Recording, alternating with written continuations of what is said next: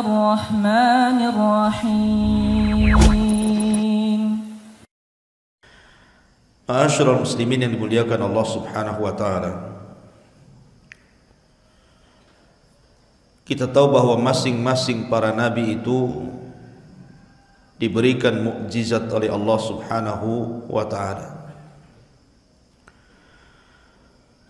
Dan sering saya katakan bahwa keanehan di permukaan bumi itu ada 3 macam. Pertama mukjizat, dan itu khusus para nabi dan rasul. Yang kedua karamah, dan itu khusus pada wali-wali Allah. Kemudian yang ketiga sihir, dan itu yang dipelajari oleh para dukun dan yang semacamnya. Semua para nabi diberikan oleh Allah Azza wa Jalla mukjizat. Nabi Musa alaihi salatu wassalam diberikan tongkat dan tangan yang bercahaya. Nabi Isa juga sama diberikan mukjizat mampu mengobati berbagai macam penyakit, termasuk juga Nabi sallallahu alaihi wasallam. Bahkan mukjizat terbanyak dari seluruh para nabi dan rasul adalah mukjizat Nabi kita sallallahu alaihi wasallam, mencapai 1000 lebih. Begitu keterangan para ulama. Suatu ketika orang-orang musyrik itu datang kepada Nabi sallallahu alaihi wasallam layaknya para pengikut para nabi sebelumnya. Mereka meminta bukti atas kenabiannya. Sama seperti di zaman Nabi Saleh. Wahai Saleh, kalau engkau memang seorang nabi, buktikan dengan mukjizat, keluarkan unta dari batu ini. Maka Saleh pun berdoa kepada Allah, kemudian keluar unta dari batu. Lah Nabi SAW juga diminta dengan hal yang sama. Kalau engkau seorang nabi dan rasul, buktikan dengan mukjizat dan keanehan. Maka Nabi SAW mengatakan, lalu apa yang kalian kehendaki dariku? Kemudian orang-orang musyrik Arab mengatakan, belahkan bulan menjadi 2 untuk kami. Bayangkan, membelah bulan ini bukan kayak belah roti. Membelah bulan ini sesuatu yang mustahil, kecuali karena kuasa Allah Azza wa Jalla. Tapi Allah Subhanahu wa taala kemudian mengijabah kehendak Nabi sallallahu alaihi wasallam. Ketika Nabi SAW mengisyaratkan kedua tangannya ke langit, telunjuknya ke langit, tiba-tiba bulan itu pecah menjadi 2. Ada yang mengatakan separuhnya jatuh persis di atas Jabal Abi Qubais yang sekarang jadi kerajaan. Jabal Abi Qubais ma'ruf di Mekah, ya. Dan separuhnya tetap tergantung pada porosnya dan disaksikan oleh seluruh manusia, bukan hanya orang Arab, karena bulan itu bisa dilihat dimanapun. Akhirnya Allah Subhanahu wa taala firmankan, iqtarabatis sa'atu wan syaqqal qamar wa in yarau ayatan yu'ridu wa yaqulu sihrun mustamir. Saat hari kiamat semakin dekat, maka bulan pun akan terbelah, kata Allah. Dan jika mereka orang-orang musyrikin melihat suatu tanda mukjizat, mereka berpaling dan berkata, ini adalah sihir yang datang dari Muhammad terus menerus.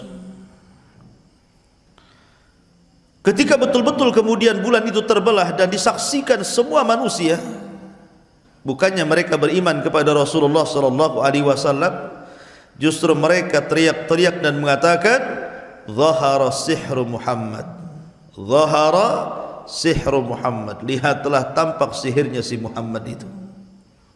Bayangkan ya, dikasih mukjizat dibilang sihir. Ma'asyiral muslimin yang dimuliakan Allah Azza wa Jalla, ini satu kisah bagaimana kehebatan mukjizat Nabi sallallahu alaihi wasallam. Tapi tidak ada mukjizat melebihi Al-Qur'an, karena Al-Qur'an itu solusi bagi kehidupan manusia, bisa kita rasakan dalam kehidupan kita. Di zaman Nabi SAW ada seorang wanita namanya Haulah bintu Hakim Al-Tha'labah. Haulah bintu Hakim Al-Tha'labah menikah dengan seorang namanya Aus ibn Samit. Aus ibn Samit. Ada yang mengatakan Aus ibn Samit ini suaminya. Memang karakternya suka marah-marah. Jadi ada suami-suami itu yang mudah emosi, ya. Kemudian juga akalnya kurang dan juga tidak tampan. Dia menikah dengan seorang wanita namanya Haulah bintu Hakim. Subhanallah, Haulah bintu Hakim ini diberikan usia panjang. Dia hidup di masa Rasul sallallahu alaihi wasallam sampai di masa Umar bin Khattab radhiyallahu anhu. Jadi ketika Umar bin Khattab radhiyallahu anhu menjadi Amirul Mukminin, menjadi khalifah kedua setelah Abu Bakar Siddiq radhiyallahu anhu, Umar bin Khattab ini berjalan bersama pembantunya, melihat-lihat pasar. Dan Umar itu kalau masuk pasar bawa pentungan, sebagaimana dijelaskan dalam kitab Fiqhus Sunnah miliknya Sayyid Sabiq. Dalam Kitabul Buyu, Umar bin Khattab itu kemana-mana bawa tongkat kalau masuk pasar itu. Nampak ada orang curang dagang saja dipukul, kayak polisi India. Pukul gitu. Pokoknya kalau ada yang curang langsung dipukul. Kemudian Umar selalu mengatakan, sebab kalianlah Allah tahan hujan-hujan dari langit. Keluar kalian dari pasar ini. Karena Nabi SAW yang mengatakan,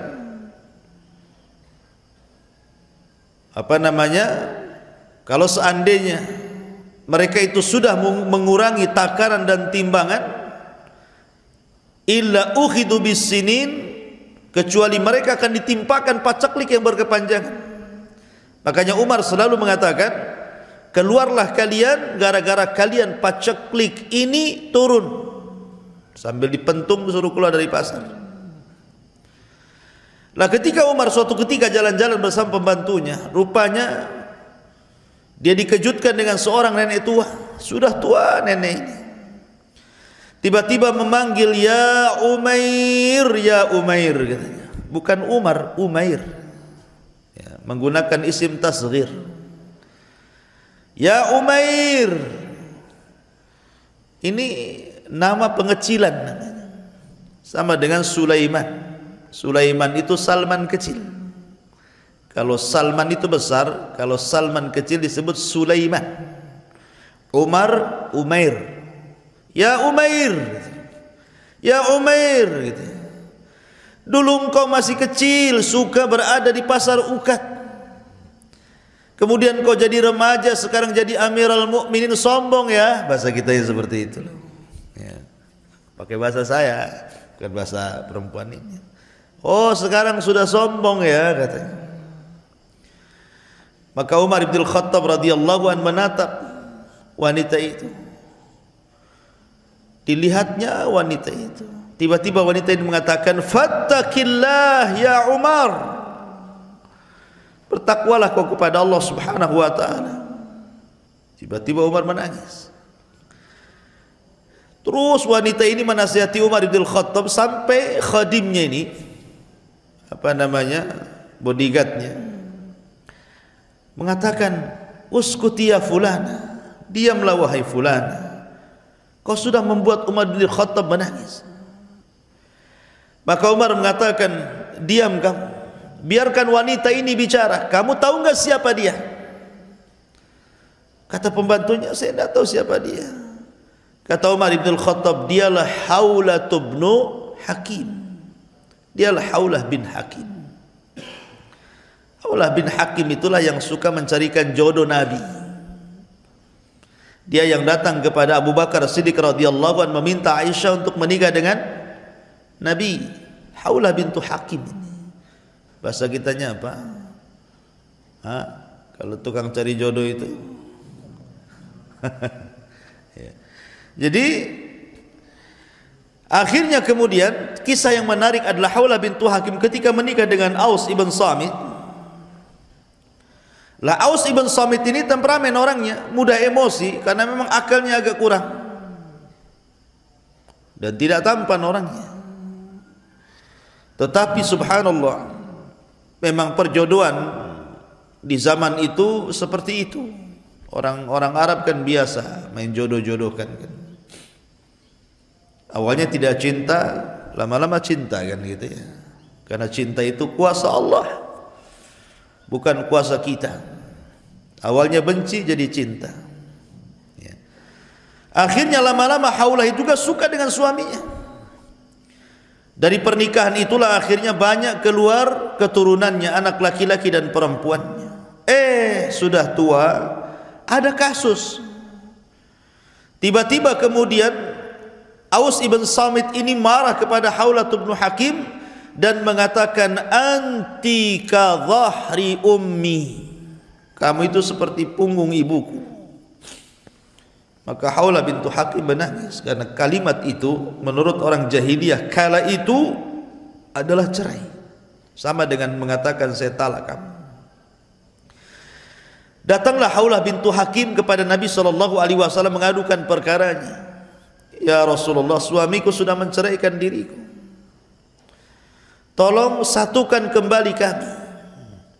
Tapi Rasul mengatakan, fa kaifa wa qad qil, bagaimana itu sudah dikatakan, bagaimana caranya? Tidak bisa, kau tidak boleh lagi bergaul dengan suamimu. La Haulah bintu Hakim ini terus meminta kepada Rasulullah untuk mencarikan solusi, tapi jawaban Rasul sama. Sampai klimaksnya Haulah bintu Hakim ini sudah menjerit hatinya karena tidak mau dipisahkan dengan suaminya, karena melihat anak-anaknya. Akhirnya ketika suatu ketika Aisyah berada di samping Rasulullah, kemudian juga Haulah bintu Hakim ada di situ dan Rasul juga ada di situ. Tiba-tiba Aisyah radhiyallahu anha tidak mampu mendengar percakapan Haulah dengan Rasulullah, seolah-olah ditulikan, padahal dekat jaraknya. Seolah-olah ngomong apa keduanya itu, enggak dengar saya. Rupanya ketidakdengaran Aisyah radhiyallahu anha di situ. Haulah sedang mengadu kepada Allah Subhanahu wa taala, maka turunlah surah Mujadilah, qad sami Allahu qaulal lati tujadiluka fi zawjiha wa tashtaki ila Allah. Turun surah Mujadilah secara sempurna bercerita tentang Haulah bintu Hakim. Solusi kepada Haulah bintu Hakim bahwa kalimat antika dhahri ummi bukan kalimat cerai menurut Islam, tapi kalimat zihar, yang kalau suami ingin balik kepada si wanita harus bayar kafarah, dan kafarah zihar itu sama dengan kafarah jima di Ramadan.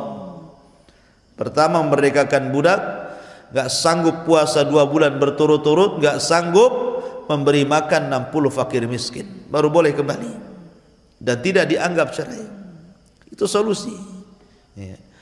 Masyarul muslimin yang dimuliakan Allah Azza wa Jalla. Jadi Al-Quran itu mukjizat, karena Al-Quran itu bukan keputusan, bukan keinginan Rasulullah, tidak. Kalau memang Nabi SAW Al-Quran datang dari Rasul, tentu Rasul sudah berfirman seperti itu kan. Tapi Rasul menunggu sampai kemudian turun wahyu.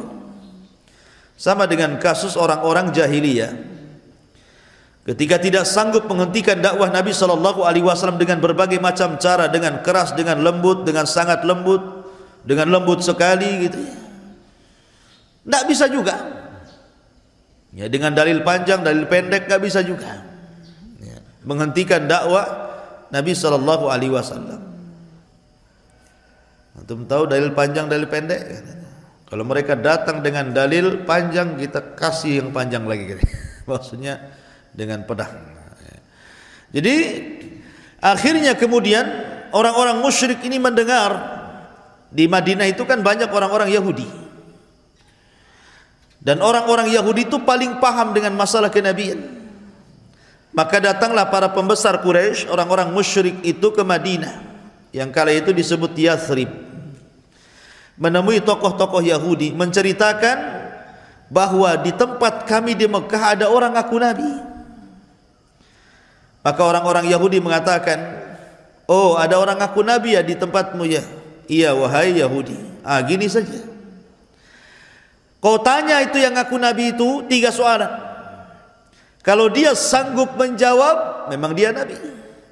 Kalau dia tidak sanggup menjawab, dustakan kenabiannya. Karena jawaban ini hanya bisa dijawab oleh para Nabi. Nanti saya kasih kunci jawabannya. Kan enak tuh kalau ujian ada kunci jawaban tuh. Pasti 100 nilainya. Kecuali otaknya error gitu ya. Jadi akhirnya diajari orang Yahudi. Tanya kepada orang yang ngaku Nabi di Mekah itu. 1, anak muda yang keliling dunia sampai ujung timur barat, kemudian sampai ujung utara dan selatan, bagaimana kabarnya? Yang kedua, anak-anak muda yang terjerembab dalam goa, kemudian ditidurkan ratusan tahun, bagaimana kondisinya? Kemudian yang ketiga, tanya tentang ruh. Ya, ada yang mengatakan pertanyaan yang lain, tanya tentang pertama, kenapa anak itu mirip dengan bapaknya. Dalam riwayat yang lain, tanya sama dia, kenapa anak itu mirip kalau enggak sama bapaknya, sama ibunya. Kalau sama tetangganya curiga. Ya. Kemudian yang kedua, apa makanan yang dimakan penduduk surga? Pertama kali penduduk surga itu makan apa? Kemudian yang ketiga, tanya tentang ruh. Terus apa jawabannya? Kata orang Yahudi, ini jawabannya 1, 2, 3, 4. Nah, cocokkan jawabannya dengan dia. Kalau cocok, memang dia seorang nabi. Kalau tidak cocok, dustakan kenabiannya. Oh, orang musyrik senang tuh, punya soalan untuk menguji Nabi SAW. Pulang mereka dari Yathrib menuju Mekah. Maka menghadaplah para pembesar itu kepada Nabi SAW dan mengatakan, ya Muhammad, kami memiliki 3 soalan untukmu. Kalau kau jawab dengan benar, kami siap beriman mengikuti agamamu. Tapi kalau kau salah menjawab, berarti kau ini hanya orang yang ngaku-ngaku Nabi saja. Kamu ini palsu, Nabi palsu. Akhirnya kata Nabi, saking senangnya Nabi, dia lupa mengucapkan insya Allah. Jawabannya besok. Harusnya kan ghadan insya Allah, kan begitu ya? Besok nanti jawabannya insya Allah. Tapi sangat senangnya Rasul melihat orang-orang musyrik yang siap beriman dengan hanya sekedar menjawab pertanyaan mereka. Rasul mengatakan besok jawabannya, dan lupa mengucapkan insya Allah. Bahaya orang yang lupa mengucapkan insya Allah. Kalau antum janji, katakan insya Allah. Besok datang enggak? Insya Allah tak datang. Jangan ya, kalau enggak datang bilang enggak datang. Maksudnya insya Allah datang. Gitu ya. Jadi takutnya kalau ada halangan kan udah insya Allah atas kehendak Allah, bukan kehendak kita. Lalu Rasul dilupakan mengucap insya Allah. Rupanya sampai besok Jibril pula tak turun. 2 hari berikutnya Jibril tak turun. 3 hari berikutnya Jibril pun tak turun. Hampir 1 bulan. Ini orang-orang musyrik ini sudah memang niatnya untuk menjatuhkan Rasul. Sudah mengira-ngira memang itu Nabi palsu tuh. Katanya besok. Kenapa kemudian lewat sehari tak ada jawaban, lewat 2 hari tak ada jawaban, lewat 1 minggu pun tak ada, lewat 2 minggu apalagi 3 minggu. Stres Nabi dibuatnya. Sampai akhirnya sempit dadanya. Nah, ketika sempit dadanya itulah kemudian sudah hampir sempurna 1 bulan, baru Jibril datang menurunkan surah Al-Kahfi. Jawablah mereka, wahai Muhammad, adapun laki-laki yang berkeliling dunia dialah Dzulqarnain. Adapun anak-anak muda yang terjerembab di dalam gua, mereka lah Ashabul Kahfi. Adapun ruh, yas'alunaka 'anir ruh qulir ruhu min amri rabbi wa ma utitu minal ilmi illa qalila. Katakan ruh itu urusan Allah, enggak tahu kita. Ya. Ya, dalam riwayat bahwa diberikan jawaban tentang pertanyaan yang kedua, kenapa anak mirip dengan bapa dan ibunya. Kemudian katakan kepadanya, itu tergantung siapa yang mendominasi dari air spermanya. Kalau memang bapaknya ya mirip bapaknya, kalau memang ibunya ya mirip ibunya. Kalau 50-50 ya mungkin sebelah bapak sebelah ibu. hitam bawah putih gitu ya.